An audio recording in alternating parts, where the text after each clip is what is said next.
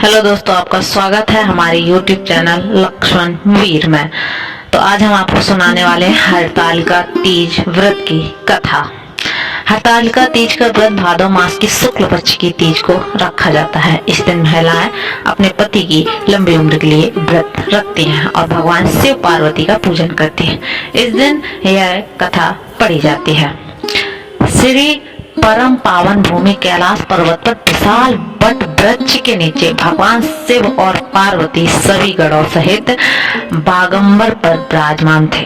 बलवान वीरभद्र, भृंगी, सृंगी और प्रदी अपने अपने पैरों पर सदा शिव के दरबार की शोभा बढ़ा रहे थे। इस अवसर पर महारानी पार्वती ने भगवान शिव से दोनों हाथ जोड़कर प्रश्न किया, हे महेश्वर, मेरे बड़े सौभाग्य है जो मैंने आप जैसे पति का वरण किया है। क्या मैं जान सकती हूँ कि मैंने वह कौन सा पुण्य अर्जन किया है जिससे आप अंतर्यामी हैं, मुझ जैसी दासी का वर्णन करने की आपने कृपा की।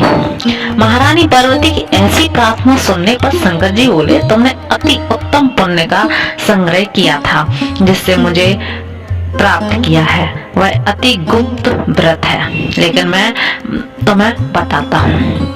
यह व्रत भादो मास के शुक्ल पक्ष की तीज के नाम से प्रसिद्ध है। यह व्रत ऐसा है, तारों में चंद्रमा, नवग्रहों में सूर्य, वर्णों में ब्राह्मण, देवताओं में गंगा, पुराणों में महाभारत, वेदों में साम, इंद्रियों में मन होता है, इतना श्रेष्ठ है। उन्होंने बताया कि जो तीज हस्त नक्षत्र में के दिन पड़े तो वह बहुत पुण्यदायक मानी जाती है। ऐसा सुनकर पार्वती जी ने कहा, मैंने कब और कैसे तीज का व्रत किया था, विस्तार से सुनने की इच्छा है। इतना सुनते ही शंकर जी बोले, भाग्यवान उमा, भारतवर्ष के उत्तर में हिमाचल श्रेष्ठ पर्वत है, उसके राजा हिमाचल है। वहीं तुम भागवती रानी मैना से पैदा हुई थी। तुमने बाल्यकाल में ही मेरी आराधना करना शुरू कर दिया था। कुछ उम्र बढ़ने पर तुमने सहेली के साथ जाकर हिमालय की गुफाओं में मुझे पाने के लिए तप किया। तुमने गर्मी में बाहर चट्टानों में आसन लगाकर तप किया, बारिश में बाहर पानी में तप किया, सर्दी में पानी में खड़े होकर मेरे ध्यान में लगी रहे। तुमने इस दौरान वायु, सूंगी, पेड़ों के पत्ते खाए और तुम्हारा शरीर क्षीण हो गया। ऐसी हालत देखकर महाराज हिमाचल को बहुत चिंता हुई। वे तुम्हारा विवाह के लिए चिंता करने लगे। इसी मौके पर नारद देव आए। राजा ने उनका स्वागत किया और उनके आने का कारण भी पूछा। तब नारद जी ने कहा, राजस, मैं भगवान विष्णु की तरफ से आया हूँ। मैं चाहता हूँ कि आपकी सुंदर काया कन्या को योग्य वर प्राप्त हो। स्वैकुंठ निवासी भगवान विष्णु ने आपकी कन्या का वर्ण स्वीकार किया है। सौभाग्य है जो मेरी कन्या को विष्णु जी ने स्वीकार किया है और मैं अवश्य ही उन्हें अपनी कन्या उमा का भाग्य दान करूंगा।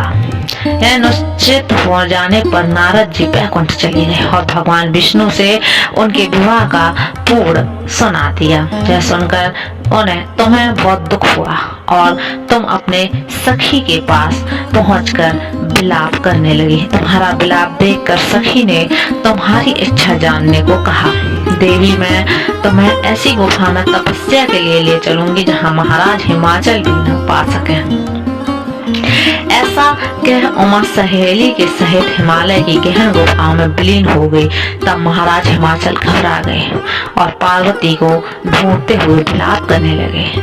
मैंने विष्णु जी को वचन दिया है, वो कैसे पूरा होगा, ऐसा कहकर बेहोश हो गए। उस समय तुम अपनी सहेली के साथ गहन गुफा में पहुंचे बिना अन्न और बिना जल के मेरे व्रत को आरंभ करके नदी की बालू का लिंग बनाकर विविध फूलों से पूजन करने लगी। उस दिन भाद्र मास के तृतीय शुक्ल पक्ष हस्त नक्षत्र था। तुम्हारी पूजा के कारण मेरा सिंहासन हिल उठा और मेरे तुम्हें दर्शन दिए।